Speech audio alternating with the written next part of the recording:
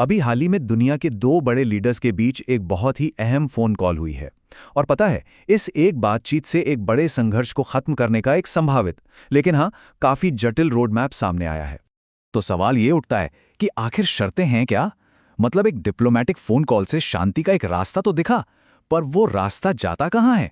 चलिए आज इसी को समझने की कोशिश करते हैं कि उस कॉल में आखिर ऐसा क्या हुआ जो एक निर्णायक मोड़ बन सकता है। तो बात यह है कि ये फोन कॉल हुई थी भारत के प्रधानमंत्री नरेंद्र मोदी और ईरान के जो नए राष्ट्रपति बने हैं मसूद पेज़ेश्कियन, उनके बीच। और यही वो बातचीत थी। इसी कॉल के दौरान ईरान ने ऑफिशियली, मतलब आधिकारिक तौर पर, इस जंग को खत्म करने के लिए अपनी शर्तें दुनिया के सामने रख दी।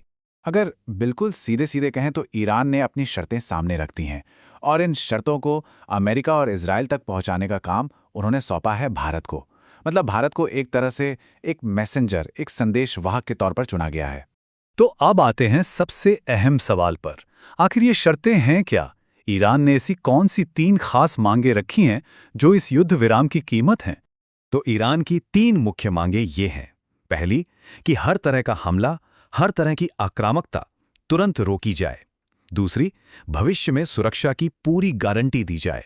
और तीसरी, कि सभी पश्चिमी सेनाओं को यहां से हटाया जाए। चलिए अब इन तीनों को थोड़ा और गहराई से समझते हैं एक एक करके। तो पहली शर्त, और ये सबसे जरूरी है, ईरान का कहना है कि भाई पहले हमले बंद करो, उसके बाद ही कोई बात होगी। मतलब अमेरिका और इजराइल की तरफ से जितने भी मिलिट्री स्ट्राइक्स हो रहे हैं वो फौरन और पूरी तरह से बंद होने चाहिए। ये एक तरह से ईरान की स्ट्रैटेजी का हिस्सा है। वो ये दिखाना चाहता है कि वो तो बस अपना बचाव कर रहा है, असली हमलावर कोई और है। अब आते हैं दूसरी शर्त पर, और इसमें ना एक बहुत ही गहरी बात छिपी है। देखिए, ईरान सिर्फ ये नहीं कह रहा कि अभी की लड़ाई रोक दो, वो एक परमानेंट सोल्यूशन चाहता है। वो एक बाइंडिंग एश्योरेंस, मतलब एक पक्का कानूनी वादा चाहता है कि भविष्य में हमला नहीं होगा। उनका कहना है कि ये जो टेम्परेरी सीज फायर होता है ना, ये पहले भी फेल हो चुका है, इससे कोई फायदा नहीं। और फिर आती है तीसरी और शायद सबसे बड़ी, सबसे एम्बिशियस शर्त। वो ये है कि पूरे मिडिल ईस्ट से अमेरिका के जितने भी मिलिट्री बेस हैं उन्हें पूरी तरह से हटाया जाए। ईरान का तर्क ये है कि इस इलाके की सुरक्षा की जिम्मेदारी यहाँ के देशों की है, किसी बाहरी पावर की नहीं। जाहिर है अगर ऐसा होता है तो ये पूरे मिडिल ईस्ट का जियोपॉलिटिकल नक्शा ही बदल देगा। लेकिन एक मिनट, यहाँ एक सवाल उठता है। इतने बड़े और जरूरी मैसेज के लिए ईरान ने आखिर भारत को ही क्यों चुना? इस स्ट्रेटेजिक चॉइस के पीछे क्या वजह हो सकती है? इसके पीछे कई वजह हैं। पहली तो ये कि भारत को एक न्यूट्रल, एक तटस्थ देश के तौर पर देखा जाता है जिस पर भरोसा किया जा सकता है। दूसरा, भारत एक नॉन वेस्टर्न पावर है जो एक ब्रिज का काम कर सकता है। और हाँ, ब्रिक्स की प्रेसिडेंसी भी अभी भारत के पास है जो उसे एक अलग लेवल पर ले जाता है। और शायद सबसे बड़ी वजह यह है कि ईरान सीधे सीधे वैसे बात कर नहीं सकता, तो ये अपनी बात पहुंचाने का एक बहुत ही स्मार्ट तरीका है। देखिए, ये जो डिप्लोमेसी चल रही है ना, ये सिर्फ जमीन पर नहीं बल्कि नैरेटिव की भी एक जंग है। मतलब कहानी किसकी सही है, इस पर भी एक बड़ी लड़ाई चल रही है। तो चलिए देखते हैं कि ईरान पूरी दुनिया में जो कहानी चल रही है उसे कैसे काउंटर कर रहा है। तो एक तरफ अमेरिका और इजराइल का नैरेटिव है। वो कहते हैं कि ईरान न्यूक्लियर वेपन बना रहा है। ईरान इसका जवाब देता है कि उनके सुप्रीम लीडर ने फतवा जारी किया हुआ है कि यह हराम है, मतलब पूरी तरह से प्रतिबंधित है। फिर वेस्ट कहता है कि ईरान पूरे रीजन में अस्थिरता फैला रहा है। ईरान पलटकर कहता है कि असली हमलावर तो आप लोग हैं, और अपनी जमीन पर हुए हमलों का हवाला देता है।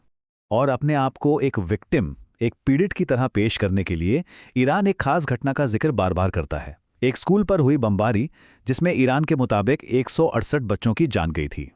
तो ईरान ने अपनी शर्तें रख दी हैं, रास्ता भी दिखा दिया है, पर बड़ा सवाल यही है कि क्या इस रास्ते पर चलकर वाकई शांति तक पहुंचा जा सकता है?